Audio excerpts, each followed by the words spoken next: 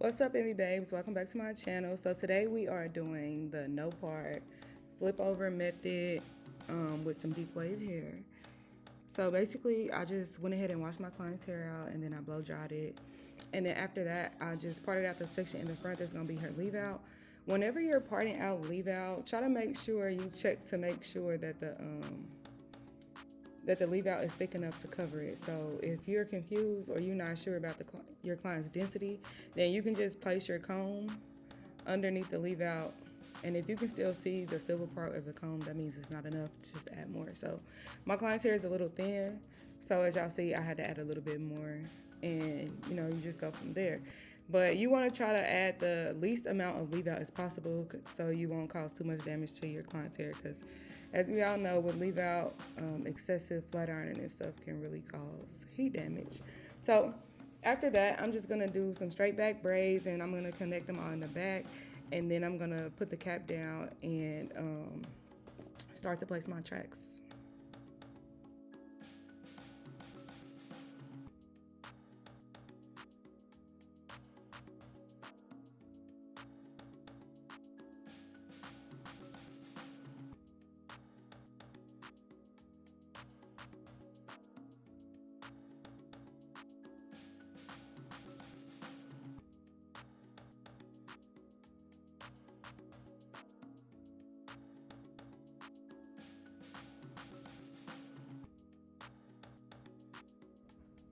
After I get the braids all the way down, I'm just gonna go in with a black cap.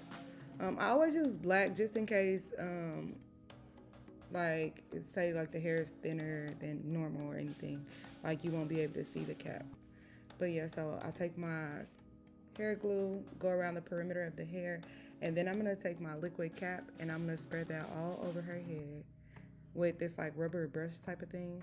Or low-key, I think I lost my rubber brush in this video and I used the comb. But if you go to the hair store, it's like this brush. It looks like a tin brush, but it has a rubber piece on it. You can use that, or you can use a comb. I really don't suggest the comb because now I just run my comb and that stuff is so hard to get out. But if you can find that rubber piece, literally after the stuff dries, you scrape it right off and then it's back to normal. But yeah, so I'm gonna go ahead and put this all around her head and make sure I don't miss a spot. This is just like a protective barrier for whenever you put the glue on your client's scalp, or not their scalp. Whenever you put the glue on top of the cap, it's like an extra protective layer so that when it's time for them to take it down, all they have to do is run it under some like warm water for a couple of minutes, and then it's gonna come off like a wig.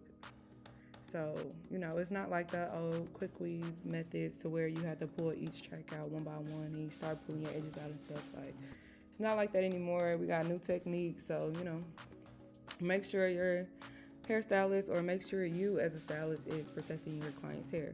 And I think she got these bundles from the hair store. I'm not really sure.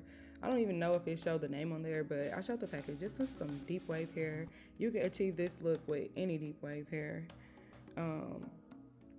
And all I did was add a little glue to the track, but I like to flip my tracks over instead of cutting them, and I'm gonna flip them over up until I get to the top, I think.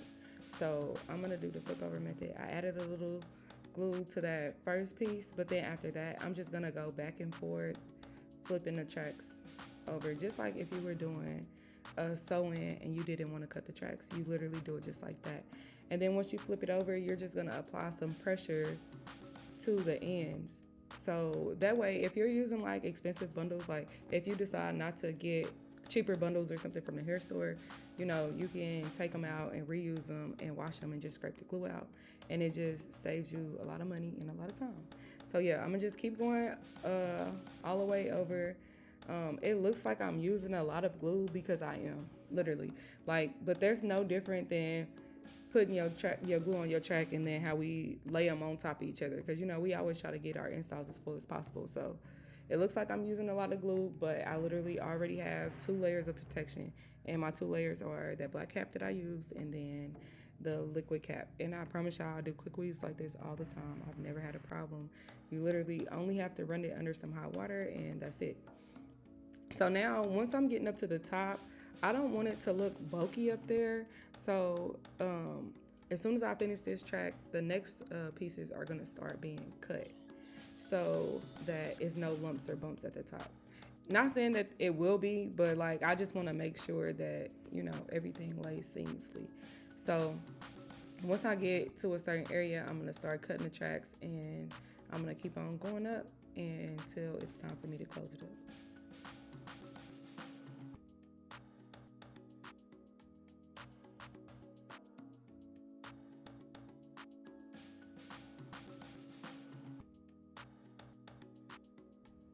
After you get to the top part of the hair, like close to the temporal bone, instead of going in a horseshoe, you're gonna just start going straight across the back, just like you see me doing here. Instead of doing that horseshoe, you're just gonna go straight across the back. It's a slight curve to it, but not really. Like you just going straight across, and it should look like this when you get up there.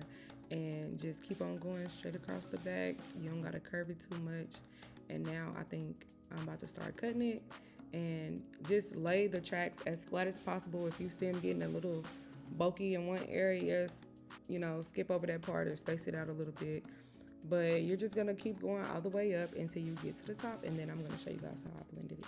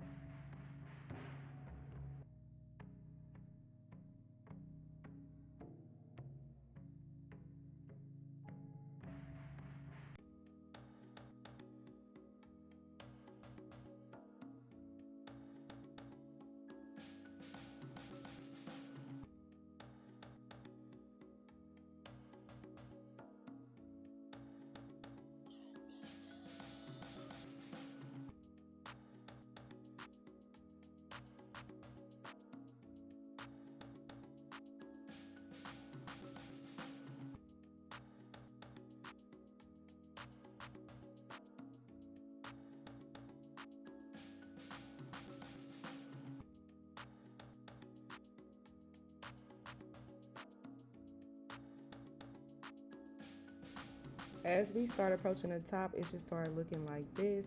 And I'm just gonna keep on like doing that little slight horseshoe method all the way up to the top until I close it off. I want to make it so that the tracks lay so close together that it kind of gives it that invisible part feel. Like, I don't remember if y'all know like how we used to do invisible parts back in the day, but you basically laying the tracks, the end pieces of the tracks so close together that it looks like it's invisible right there. Like you can't really see the track sticking out. So lay them so close that they're almost like not overlapping, but like kissing each other type. So then whenever you get to the bottom, you don't really have too much tracks to cover up. And then when I get to the top, I'm just gonna go ahead and seal that off. I'm gonna blow dry it a little bit and work on her leave out.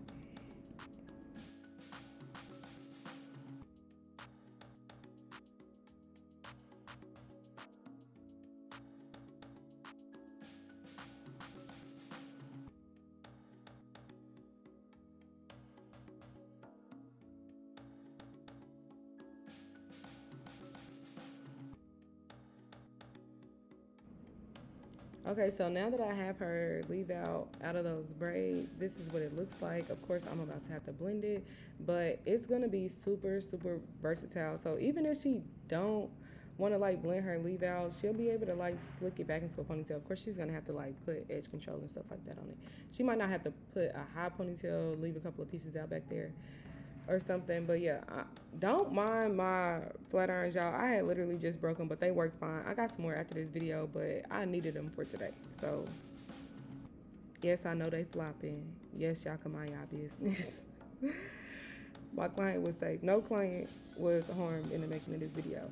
Anyway, so y'all know how when you're a content creator, sometimes things happen. So I'm literally hot combing and flat ironing and combing these edges out, and her baby hairs turned out so cute to me, y'all. But why did I forget to press record on that part? So right after I got done, I used my baby flat irons to curl this part, but when I finish this part, I'm like, I don't even have the footage of me doing her baby hair at all. So I just want to warn y'all in advance. Y'all not about to see that on this video, but I have other videos that have baby hair tutorials on there. Or I'll just run this style back with somebody else and show y'all how I achieve the baby hair look. But yeah, so take your little baby flat irons and just curl it up. Or if you have like a what's it called? A crimping iron. Like they got those smaller crimping irons. If you get you a crimping iron, those works really good too. And then after I did that, I always curl my baby hair first. Curl it right on up, and then you can swoop it all around. I did use Got2b spray to do it and a blow dryer, which, like I said, I didn't record it, so I'm sorry. But yeah, so after that, I did the baby hair off camera, like I said, and then I'm just going to go in and hot comb the roots again so that I can start to blend it back into the hair. So y'all see it's starting to get sleek, and it's coming together a little bit. And yeah, so I'm just gonna keep on messing with it until it gets the look that I'm going for. And yeah, you're about to see.